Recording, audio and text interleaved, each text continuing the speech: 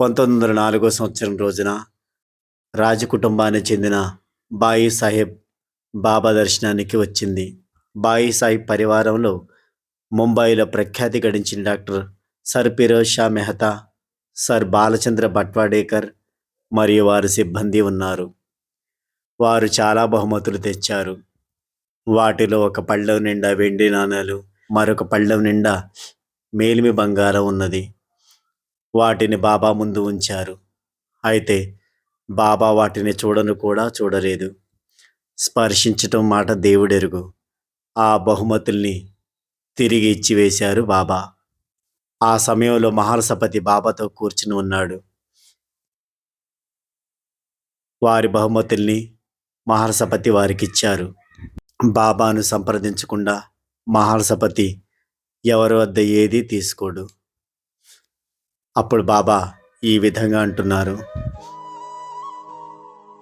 ఆ పల్యాలాగి వేసి కాయకర్తవ్యకి ఆ పల్యాల ఆపలి గరిబేవా చాంగలి. ఆ మేలిమి బంగారంతో ఏం చేస్తావు? మన పేదరికం మనకు బాగానే ఉంది.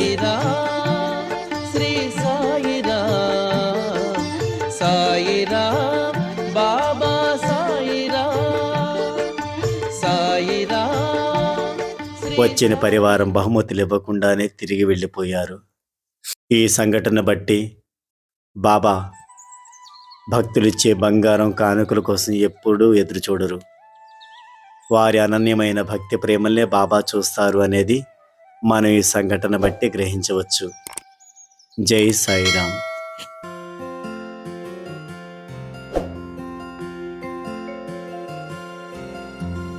ओम साई श्री साई जय जय साई जय जय साई. ओम साई श्री साई जय जय साई जय जय साई. ओम साई श्री साई जय जय साई जय जय साई. ओम साई श्री साई जय जय साई जय जय साई. ओम साई श्री साई जय जय साई जय जय साई. ओम साई श्री साई जय जय साई जय जय साई. ओम साई श्री साई जय जय साई जय जय साई. ओम साई श्री साई जय जय साई जय जय साई. ओम साई श्री साई जय जय साई.